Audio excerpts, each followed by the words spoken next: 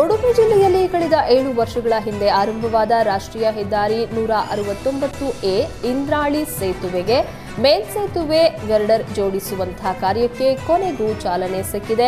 450 metric ton ತೂಕದ ಸುಮಾರು 60 metre ಉದ್ದದ ಈ ಗರ್ಡರ್ ಅನ್ನ ಹಳಿಯ ಮಧ್ಯೆ ನಿರ್ಮಿಸಲಾದ ಪಿಲ್ಲರ್ಗೆ ಜೋಡಿಸುವ ಕಾರ್ಯ ಆರಂಭಿಸಲಾಗಿದೆ.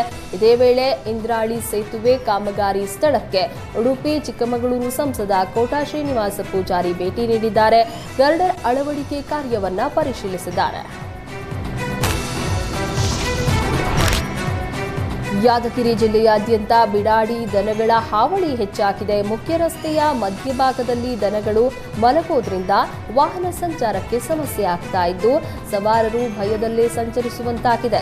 ಯಾದಗಿರಿ ನಗರದ ಸುಭಾಷ್ ವೃತ್ತ, ಲಾಲ್ ಬಹದ್ದೂರ್ ಶಾಸ್ತ್ರಿ ವೃತ್ತ, ಗಾಂಧಿ ಚೌಕ್ ಸೇರಿದಂತೆ ಹಲವು ಏರಿಯಾಗಳಲ್ಲಿ ದನಗಳು ಎಲ್ಲೆಂದರಲ್ಲಿ ಮಲಗ್ತಾ ಇವೆ.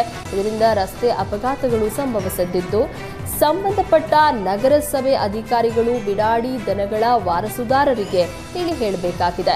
ಆದರೆ ಅಧಿಕಾರಿಗಳು ನಿರ್ಲಕ್ಷ್ಯ ವಹಿಸ್ತಾ ಇದ್ದು ಇದರಿಂದ ಜನರಿಗೆ ನಿತ್ಯ ಕಿರಿಕಿರಿ ಅನುಭವಿಸುವಂತಾಗಿದೆ.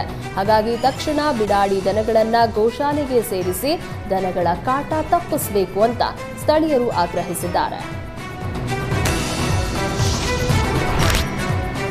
ಮದುವೆಗೆ ಹೊರಟಿದ್ದ ಖಾಸಗಿ ಬಸ್ ಶಿರಾಡಿ ಘಾಟ್ನಲ್ಲಿ ಅಪಘಾತಕ್ಕೀಡಾಗಿದೆ. ಅತಿಯಾದ ವೇಗದಿಂದ ಬೆಂಗಳೂರಿನಿಂದ ಮಂಗಳೂರಿಗೆ ಮದುವೆ ಕಾರ್ಯಕ್ರಮಕ್ಕೆ ಹೊರಟಿದ್ದ ಬಸ್ ಅಪಘಾತ ಸಂಭವಿಸಿದೆ. ಅಕ್ಕಪಕ್ಕದ ವಾಹನ ಸವಾರರು ಪ್ರಯಾಣಿಕರನ್ನ ರಕ್ಷಿಸಿದ್ದಾರೆ.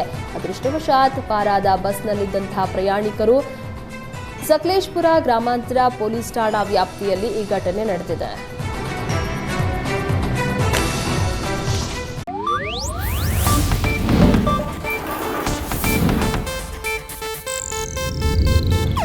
ಇದು ಏಷ್ಯಾನೆಟ್ ನ್ಯೂಸ್ ನೆಟ್ವರ್ಕ್ ಪ್ರಸ್ತುತಿ.